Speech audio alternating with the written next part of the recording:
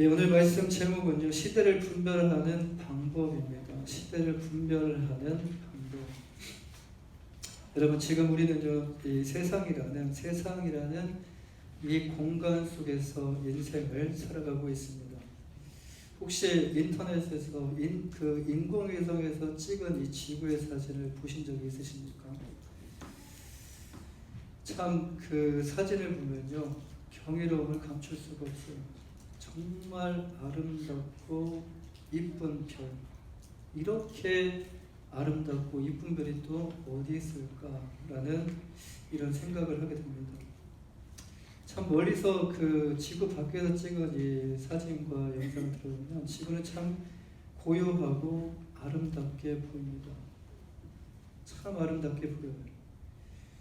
근데 이곳에 바로 지금 우리가, 생명체인 우리가 살고 있다는 거예요.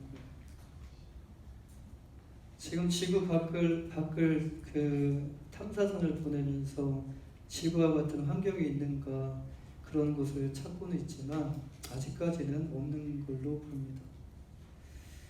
근데 겉은 이렇게 아름다워 보이는데 그 속에 사는 우리의 삶은 과연 어떨까요? 제가 가끔 저기 침로스, 여기가 침로스 맞죠? 네, 침로스 산을 올라갑니다. 올라가서 이렇게 밑을 내려다보면은 공사 소리가 거기까지 들리더라고요. 쿵쿵쿵쿵 하면서. 참 시끄러운 소리가, 사람들의 그 차 소리나 이런 공사 소리가 그 위에서 들리는 것을 발견하게 됩니다. 우리의 삶도 과연 아름다워 보일까라는 이런 생각을 해봐요. 멋진 집이 있죠. 정말 구글과 같은, 애플과 같은 그런 멋진 회사가 있지만 그 안은 과연 아름답고 행복할까? 막 서류를 집어 던지면서 화를 내고 짜증을 내고 상사가 아랫사람한테 막 뭐라고 하고 직원들끼리 싸우고 이런 것들이 그 회사 안에. 근데 이런 일들이 정말 아름답게 지어진 그 집 안에 겉은 화려하게 보이고 겉은 아름답게 보이지만 이 겉이 화려하다고 해서 그 속까지 과연 아름다울까? 무엇이 문제일까? 이렇게 좋은 것을 지어놓으면 이 모든 것이 다 해결될까? 사람들은 이 모든 것을, 더 좋은 것을 지어내면 이것이 해결될 것이다라는 이런 착각 속에서 그렇게 계속 발전과 발전을 거듭하며 살아갑니다.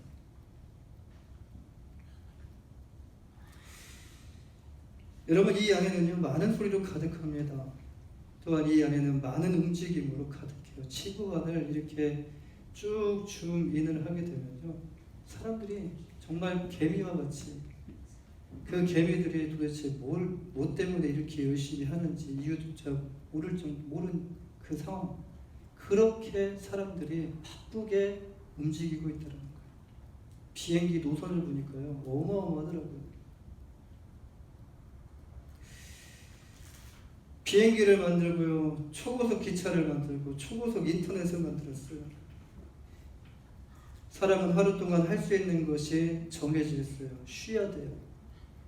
열심히 8시간을 일하고 그 다음에 쉬는 시간이 필요합니다. 그런데 오늘날의 사회가 이런 초고속 현대화가 되어가면서 사람들도 자신들이 만든 세상을 따라가기 위해서 바빠지기 시작했다는 거예요. 이렇게 세상은 오늘도 발전하고요, 내일도 발전할 것이고 오직 발전을 위해서 달려갈 것입니다. 무엇을 말하죠? 그 삶의 질을 위해서 발전하는 것이다 라고 말을 해요. 그렇다면 세상이 더 발전하고 편리해지면 지금 세계 곳곳에서 일어나는 이런 범죄와 폭력과 질병이 감소하며 사라져야 되는 것이 아닌가. 발전과 동시에 비례적으로 이런 폭력이 사라져야 되고, 질병이 사라져야 되고, 범죄가 사라져야 되고, 전쟁이 사라져야 되고, 자연재해나 이런 것들이 사라져야 되는 것이 아닌가. 그런데 지금 세상은 어떻죠? 자연재해가 끊이지 않고 있고요, 새로운 신종 질병이 뉴스에서 업데이트되어서 정말 이렇게 발표되고 있습니다. 한쪽에서는요, 서로를 향해 총구를 겨냥하며 전쟁을 하고 있고요. 멈추라고 말을 하지만 듣질 않아요. 이뿐만 아니라 이제 나라 안을 들여다보면요, 나라 안에는 이곳저곳에서 폭력과 시위가 계속되고 있습니다. 못 살겠다라는 이런 말들이 계속되고 있어요. 세상이 더 발전하면 사람들이 사는 사회는 더 평화로워야 하며 더 안전해야 하는 것이 아닌가. 그렇죠?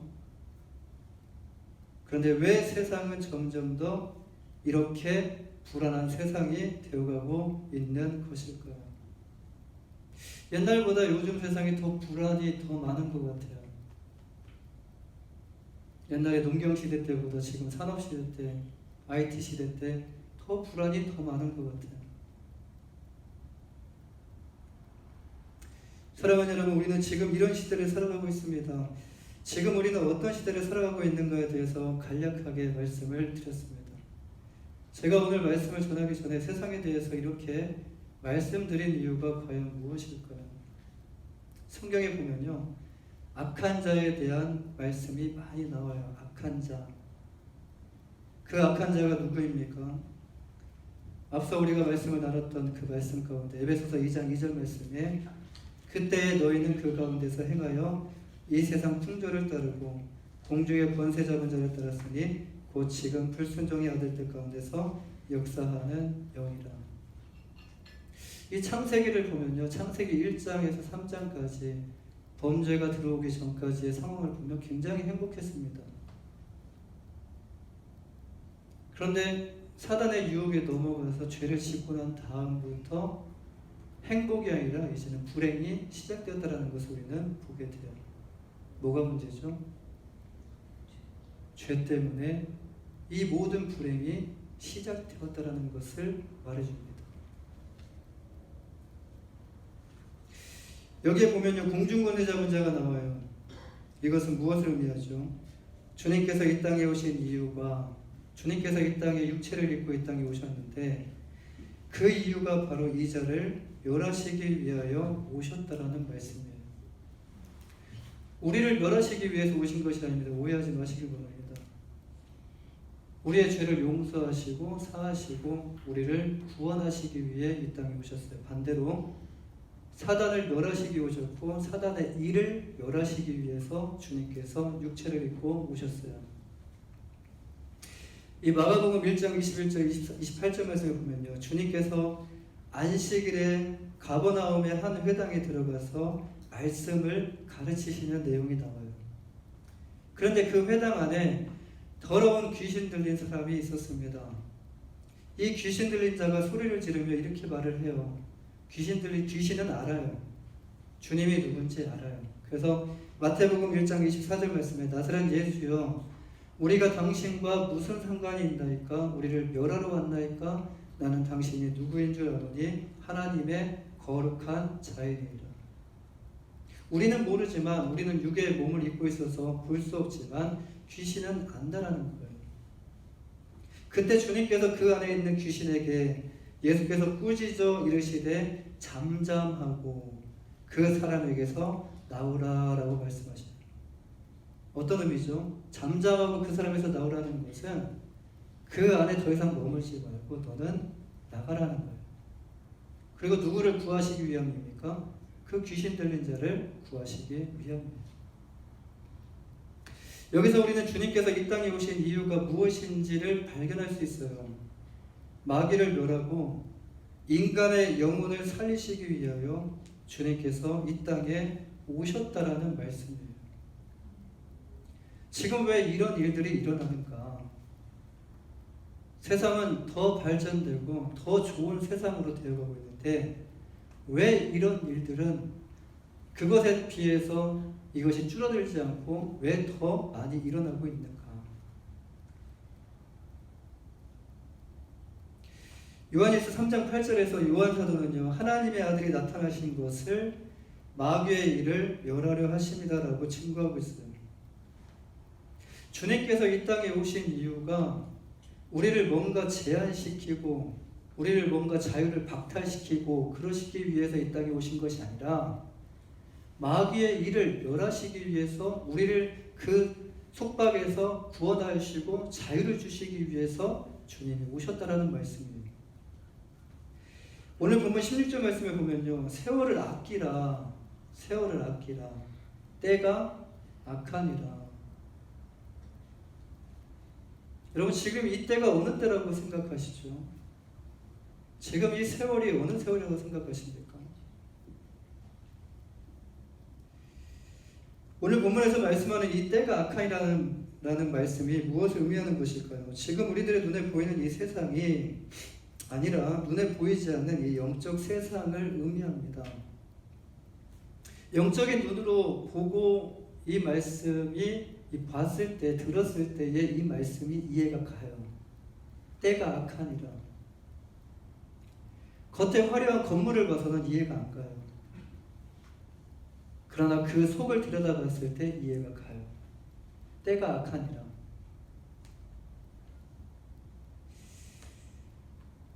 지금 우리들은요, 낮과 밤이 공존하는 세상 가운데 살고 있지만 성경에서 주님은 때에 대해서 이렇게 말씀하셔요. 요한복음 9장 4절 5절 말씀에서 때가 아직 낮이라는 거예요. 나를 보내신 이의 일을 우리가 하여야 하리라. 밤이 오리니 그때는 아무도 일할 수 없느니라.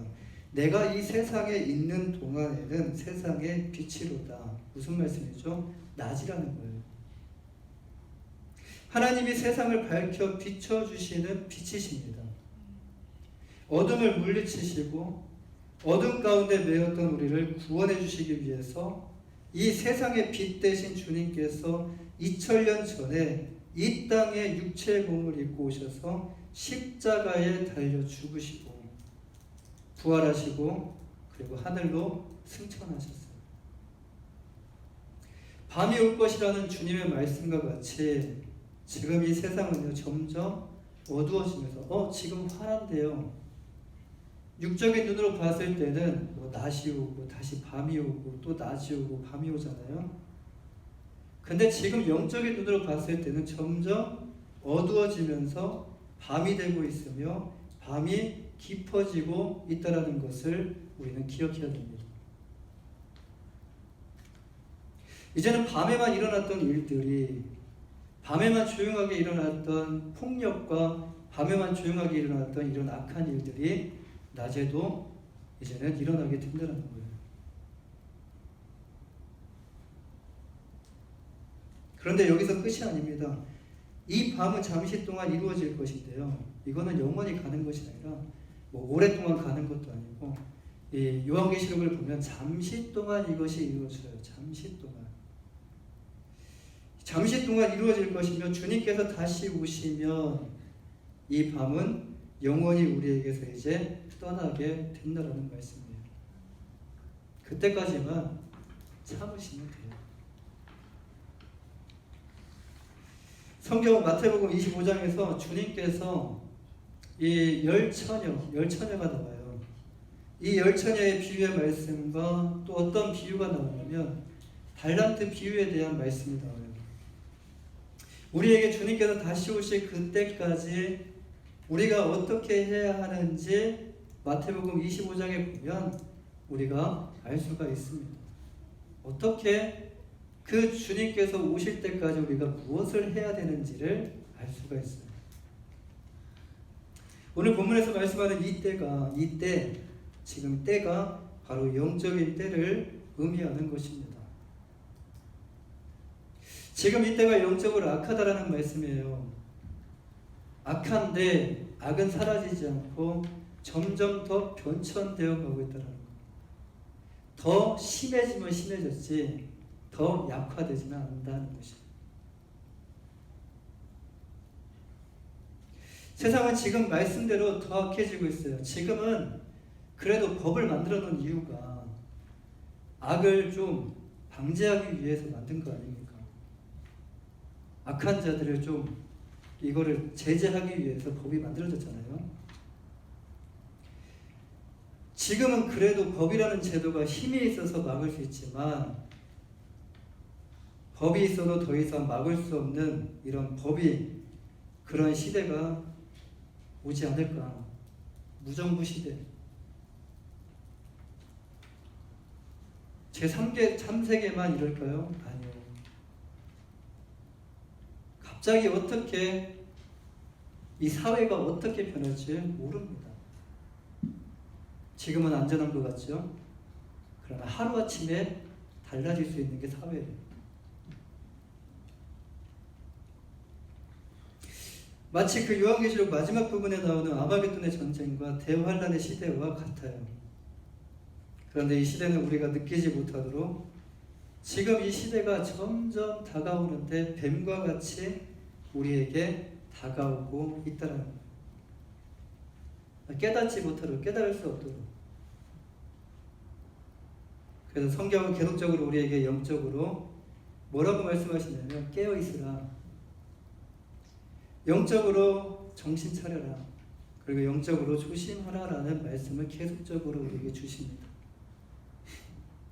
자, 그렇다면 점점 더 악해지는 이 시대를 분별하기 위해서 우리 그리스도인들에게 필요한 것은 과연 무엇일까요?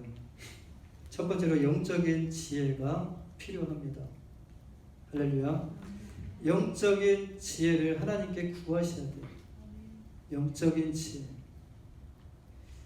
오늘 본문 15절 말씀에서 그런지 너희가 어떻게 행할지를 자세히 주의하여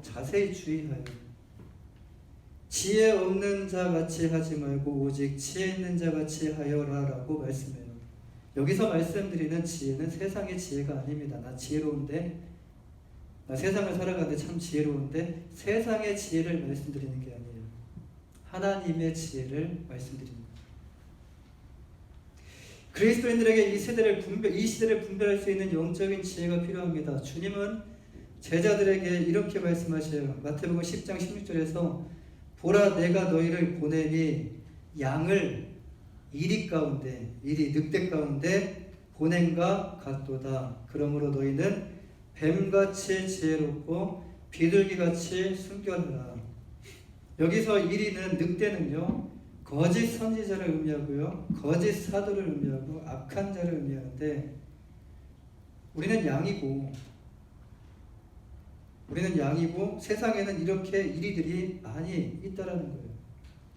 오는 사자와 같이 나오기만 해봐라 하면서 울면서 이를 갈며 기다리고 있는 거예요.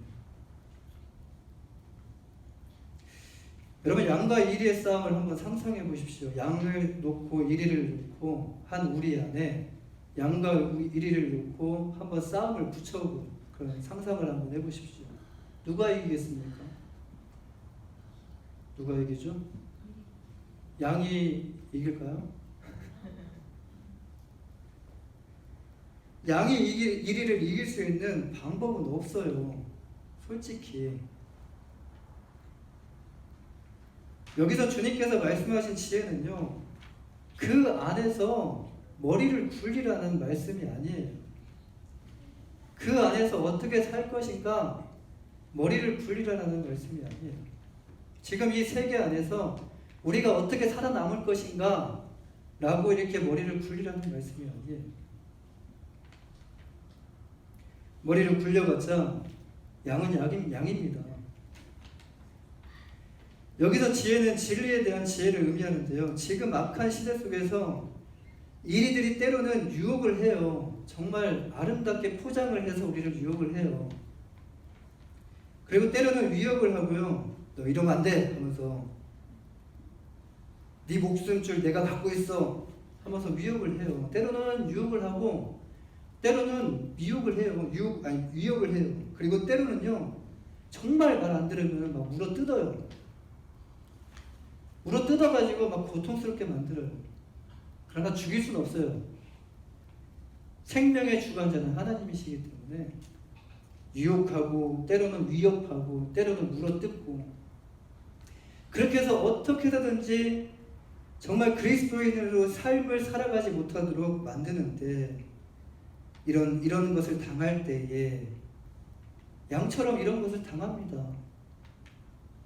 물어 뜯겨요. 그런데 그리스도인으로서 어떤 삶을 살아가야 하고 그 상황 가운데서 정신을 차리라는 것이 조심하라는 것이 그 상황 가운데서 내가 그리스도인으로서 어떤 삶을 살아가야 하고 이 상황 속에서도 무엇을 끝까지 지켜야 하는지를 지혜롭게 생각하라라는 말씀이에요.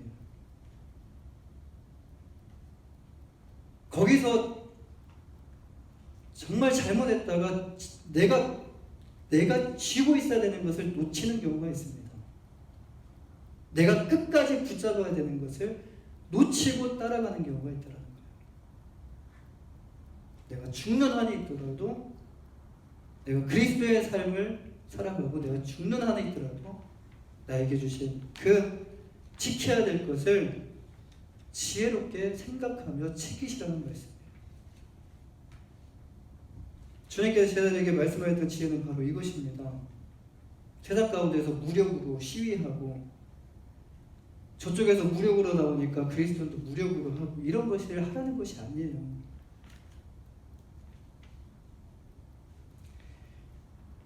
그 당시에 그리스도인들의 상황을 보면요, 다 끌려갔어요. 끌려가서 사자의 밥이 되었고, 끌려가서 톱으로 켜서 죽게 됐고, 칼로 쳐서 죽게 됐고. 주님께서 말씀하신 지혜가 어떤 지혜인지 하나님의 말씀을 보면요, 아, 이것이 지혜구나. 근데 세상에서는 이거를 볼 때에 참 미련하다라고 말을 합니다. 참 어리석다 라고 말을 하죠. 그런데 이것이 하나님께서 우리에게 요구하시는 지혜다라는 말씀입니다. 우리 그리스도인들에게 사단이 노리는 것이 무엇입니까? 육체를 위협해서 육체를 노리는 게 아니라, 육체는 뭐 시간이 지나면 흙으로 돌아갑니다. 육체를 노리고 위협하는 것이 아니에요. 이 육체를 통해서 죄를 짓게 만들고, 이 육체를 통해서 영혼의 구원을 막고, 그 사단과 그 졸개들이 들어가야 되는 그 지옥 가운데에 우리까지 끌고 지옥에 가게 하는 것이 사단의 최후의 목적입니다. 고린도후서 11장 14절 15절 말씀과 같이 사단은요, 거짓의 아비이기 때문에 거짓말을 너무 잘해요. 양심이 없어요. 사랑도 없어요. 거짓말을 너무 잘해요. 광명의 천사를 얼마든지 가장할 수 있습니다. 사단은 자신의 정체를 절대로 밝히지 않아요. 그래서 사단은 자신을 감추고 시대마다 시대에 맞는 옷을 입고 짠 하고 나타나요. 이를 통해서 열광하게 만듭니다. 그리고 이를 통해서 아, 내가 믿는 믿음이 어리석은 믿음이구나라는 것을 스스로 생각하게 만들고 점점 믿음이 식어지게 하고요, 신앙생활을 제대로 하지 못하게 하고 이제는 영적인 감각을 상실한 채로 살아가게 만듭니다. 교회는 와요. 그러나 영적인 감각이 없다라는 거예요. C.S. 루이스가 쓴 스크루테이프의 편지의 책을 보면요, 이런 내용이 나와요. 사단은요, 그리스도인들에게 진지하게 기도할 마음이 아예 생기지 않도록, 그러니까 그리스도인들에게 기도하지 못하도록 방해하는 것이 아니라, 아예 기도를 막고 방해하는 것이 아니라, 기도는 하되 진지하게 기도할 마음이 아예 생기지 않도록 막을 수 있는 데까지 막아본다라고 말을 해요. 언제까지 말하죠? 언제까지 막죠? 우리가 생명이 다할 때까지 사단은 끊임없이 우리를 막는다는 거예요. 그리고 마지막에 외칩니다. 아이고, 놓쳤네. 사단이 그래요. 아이고, 조금만 더 했으면 넘어올 수 있었는데. 끝까지 물고 늘어지는 것이 바로 사단입니다. 사단의 표적은요, 그리스도인입니다. 그리스도인이 그리스도인으로서의 삶을 포기할 때까지 스스로 삶을 포기할 때까지 끝까지 물고 늘어지는 것이 사단입니다. 여기서 필요한 지혜가 무엇이죠? 끝까지 붙잡는 그 믿음의 지혜가 필요하다는 말씀입니다. 할렐루야. 어떻게 싸워요? 우리가 사단과 싸울 수가 없어요. 보이지 않습니다. 근데 사단의 IQ는 뭐 이런 말이 있어요. 사단의 IQ는 2000이 넘는다. 여기서 우리에게 필요한 지혜는요, 진리 되시는 그리스도를 놓치지 않는 이 믿음의 지혜가 필요하다라는 말씀입니다. 두 번째로, 자, 우리에게 필요한 것이 무엇입니까? 성령으로 충만하셔야 돼요. 이 시대를 분별하면서 살아갈 수 있는 방법, 첫 번째는 지혜고요, 두 번째는 성령의 충만합니다. 오늘 보면 18절 말씀에 보면요, 술 취하지 말라, 이는 방탕한 것이니 오직 성령으로 충만함을 받으라. 여기서 술은 문자 그대로 술도 의미하지만 술을 의미해요. 근데 이것은 또 한 가지로 세상을 의미합니다. 세상. 우리는 둘 중 하나에 취하여 삶을 살아갑니다. 술을 왜 마시죠? 술을 왜 마시죠? 아주 취할 때까지 안 마시는 분들도 계셔요. 근데 마시는 이유가 뭐예요? 기분 좋아지라고 마셔요. 기분 좋아지기 때문에 마셔요. 어느 정도까지 마시면 기분이 좋아져요. 근데 어느 정도의 이상을 벗어나게 되면 어떻게 돼요? 사람이 이성을 잃어버려요. 제가 말씀드리고 싶은 것은 뭐냐면 기분 좋아지게 한다라는 거예요. 술도. 그래서 이 세상 가운데 얼마나 고통이 많습니까? 얼마나 고난이 많아요. 얼마나 힘든 일이 많아요. 그걸 풀 수 있는 방법이 뭡니까? 그거를 풀 수 있는 유일한 방법이 그냥 술 한두 잔을 이렇게 마시는 거예요.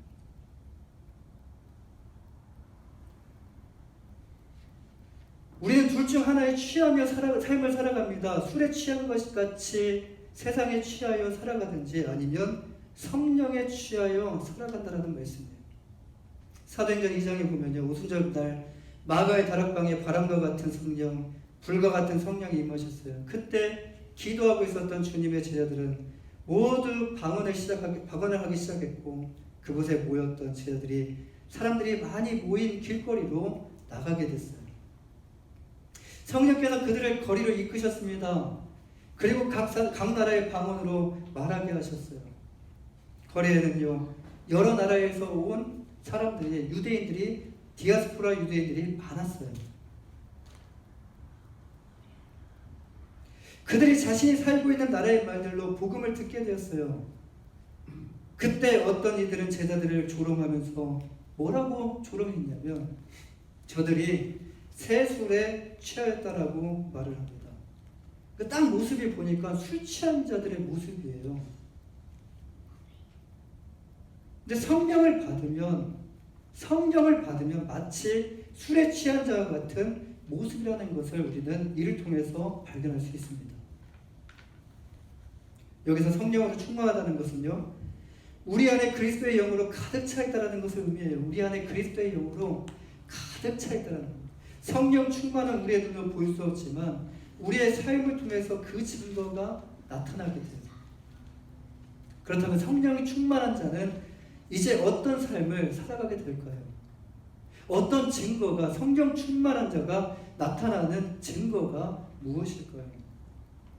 첫째로, 하나님을 찬양하는 삶을 살아가요. 성령 충만한 사람은요, 입술에 찬양으로 가득합니다. 기분이 좋은 사람들의 입에는요, 항상 노래로 가득 차 있어요. 일을 하면서도 흥얼거리면서 노래를 하고요. 차를 운전할 때도, 밥을 먹을 때도, 심지어는 잠을 자면서까지도 노래를 한다고 그래요. 기분 좋은 사람들. 무엇을 하든지 흥얼거리며 노래를 합니다. 항상 즐거운 일이 가득하기 때문에 노래를 하는 것일까요? 그들 삶 가운데는 항상 즐거운 일이 가득할까요? 아니요. 우리가 살아가는 세상은요, 거의 비슷해요. 나도 외롭지만 모든 사람들이 다 외로워요. 나도 슬픔도 있지만 저 사람은 슬픈 것 같지 않아 보이죠? 그러나 그 사람 안에도 슬픔이 있어요.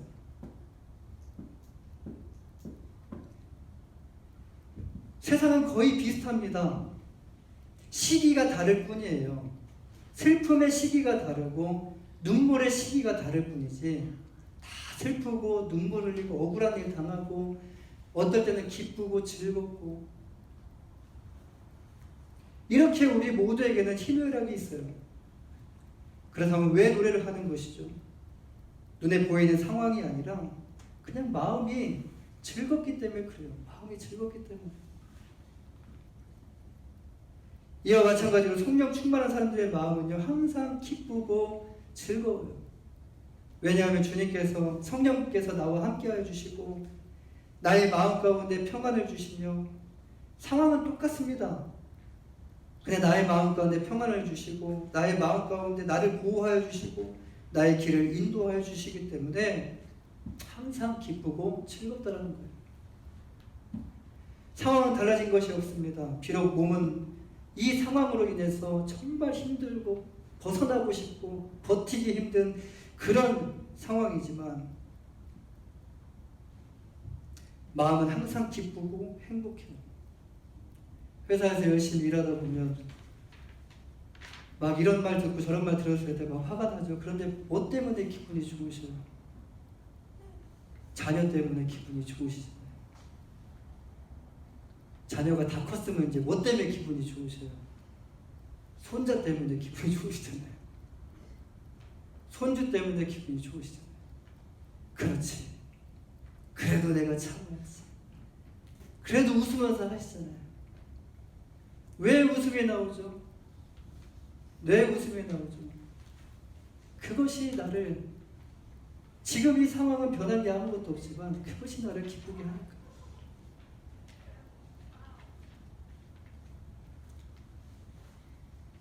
그래서 자신의 의지와는 상관없이 찬양이 나옵니다. 성령의 충만함을 받으면요, 복음을 전하다가 매를 맞고 억울하게 감옥에 갇힌 바울 사도와 여러분 신라를 기억하십니까? 감옥에서 그들은 무엇을 했죠? 억울하게 감옥에 들어갔어요. 무엇을 했죠? 불평하지 않았어요. 나가기만 해보라라고 이를 갈지 않았어요. 그들은 반대로 하나님께 감사하며 기뻐하며 찬양했어요. 지금 찬양할 수 있는 상황입니까? 지금 감사할 수 있는 상황입니까? 지금 기뻐할 수 있는 상황입니까? 아니요. 찬양했습니다. 감사했습니다. 기뻐했습니다. 근데 이렇게 하면 옥문이 열릴 것이라고 생각하고 뭔가 상황이 달라질 것이라고 생각을 하고 그들이 계획하고 찬양했을까요? 그 이후에 옥문이 열렸다는 것을 우리는 알고 있잖아요. 아닙니다. 하나님께 감사하며 기쁨으로 찬양했어요. 찬양을 열심히 했을 때 막 박수치며 몸을 흔들며 찬양했을 때 오개터가 흔들리기 시작했어요. 그들은 오개터가 흔들리는 것이 아니라 아마도 자기네들이 지금 몸을 흔들고 있으니까 지금 자신의 몸을 흔들면서 신나게 찬양해서 그런 것이라고 생각하면서 계속 찬양을 했어요. 감사했어요. 기뻐했어요. 오개터가 더 심하게 흔들리고 손발에 묶인 쇠사슬이 풀리고 옥문이 열리게 되었어요. 여러분, 이것이 찬양의 능력입니다. 이와 같이 하나님을 찬양하다 보면요, 놀라운 일들이 일어나는데 이렇게 우리 안에 있던 어둠이 먼저 떠나가고 우리 안에 있었던 나쁜 감정, 지금까지 받아들였던 그 모든 나쁜 감정들이 다 떠나가고 묶여 있었던 영육간의 사슬이 풀어지는 이 역사가 일어나게 됩니다. 성령으로 충만한 사람은요, 찬양을 억지로 하지 않습니다. 노래 좀 해라고 이렇게 말하면 하기 싫은데 할 사람이 있습니까? 억지로 하는 게 아니에요. 기쁨으로 전심으로 하나님을 찬양하게 된다는 말씀입니다. 두 번째로 하나님께 감사하는 삶을 살아가요. 하나님께 감사하는 삶. 여러분, 하나님께 언제 감사하시죠? 언제 감사하신가요? 기억이 안 나실 수도 있어요. 내가 언제 감사했는가? 기억이 안 나실 수 있어요. 지난 한 주 동안 하나님께 얼마나 감사하셨습니까? 한번 생각해 보시길 바라요. 그렇다면 무엇이 진정한 감사일까요? 감사한 일이 생겼을 때 감사하는 것이 진정한 감사일까요? 그건 누구나 다 할 수 있는 감사입니다. 성경은 우리에게 항상 기뻐하라고 말씀하시면서 그 이후에 뭐라고 말씀하시냐면 범사에 감사하라고 말씀하셔요. 근데 감사하면 감사한 일들이 우리에게 오더라고요. 할렐루야. 내가 불평을 하면 그 불평이 어디론가 갔다가 다시 나한테 오더라고요. 내가 복을 빌었을 때에 그 복을 그 사람이 받더라도 그 복은 나에게 또 오게 돼요. 어떤 사람이 우리가 돼야 될까요? 힘들어도 감사. 어떻게 해서든지 내 입에서 감사가 나올 수 있다.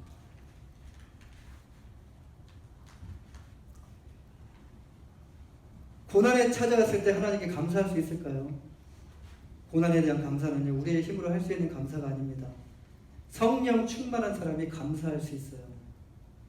성령 충만한 사람은 죽어 마땅한 자를 구원하여 주시고 하나님의 자녀 삼아 주신 하나님의 은혜가 성령을 통하여 항상 마음 가운데 가득하기 때문에 고난이 찾아왔을 때도 그 십자가를 참으신 주님을 생각하면서 참고 하나님께 감사하게 됩니다. 마지막으로 하나님께 순종하는 삶을 살아가요. 첫 번째로 하나님을 찬양하는 삶을 살아갑니다. 나는 성령 충만을 받았는가? 무엇으로서 점검할 수 있냐? 이 세 가지를 통해서도 간단하게 점검할 수 있어요. 첫째는 찬양이고요. 두 번째는 감사고요. 세 번째는 순종입니다. 주님의 마음이 있는 사람, 즉 성령으로 충만한 사람은요, 주님께서 하나님 아버지께 죽기까지 순종하신 주님의 심장이 그 안에 그 심장이 뛰기 때문에 하나님의 말씀에 이해가 되든지 이해가 되지 않아도 또 하기 좋아도 그리고 하고 싶지 않아도 하나님께 순종하는 삶을 살아가게 됩니다. 사랑하는 여러분, 우리는 세상 사람이 아니에요. 지금 이 세상을 살아가는 그리스도인입니다. 그리스도인이 세상을 살아갈 때 붙잡아야 할 것은 무엇일까요? 우리가 취해야 할 방식은 더 이상 이 세상의 방식이 아니라는 것을 우리가 기억하셔야 돼요. 인식하셔야 돼요. 우리 그리스도인들이 취해야 하는 방식은요, 그리스도께서 취하신 방식이 되어야 될 줄 믿습니다. 아직도 우리의 손에 우리의 방식이 지어져 있다면 그 방식으로 우리가 대적하며 싸울 때 우리에게 돌아오는 게 뭐죠? 피밖에 더 돌아오겠습니까? 더 이상 우리의 방식으로 싸워서 더 이상 우리의 손에 피를 묻히지 말고 우리는 과감하게 우리의 것을 내려놓아야 할 때입니다. 그리고 그리스도의 방식을 취하셔야 됩니다. 그리스도인들은, 우리 그리스도인들은 이 악해져 가는 이 시대를 분별하기 위해서 이제 그리스도의 방법을 취하셔야 돼요. 세상의 방법은 무엇이죠? 한 대 맞으면 어떻게 해요? 한 마디 들으면 어떡합니까? 10마디를 막 쏟아내요. 한 대 맞으면 어떡합니까? 2대 때려버려요.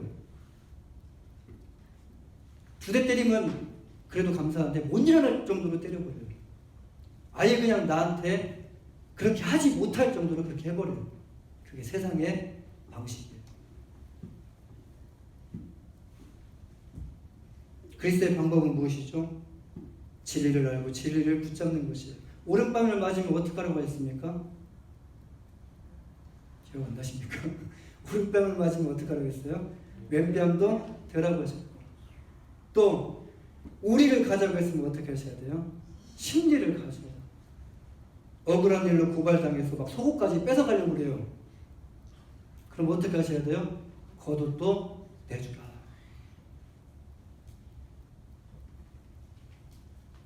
점점 더 악해진 이 시대의 악으로 대항하는 것이 아니라 어떻게 하면 이 악을 이길 수 있을까? 이길 수 있는 방법은 사랑이에요. 이 악을 이길 수 있는 방법은 선이에요. 이것이 바로 우리 그리스도인들이 취해야 하는 방법인 줄 믿습니다. 이것이 이 악한 시대를 분별하며 이길 수 있는 유일한 방법임을 기억하시고 한 주간도 정말 하나님께서 주시는 그 지혜와 성령 충만함으로 정말 이 시대를 분별하며 삶 가운데 승리하시는 여러분 모두가 되시기를 주님의 이름으로 간절히 축원합니다. 기도하겠습니다.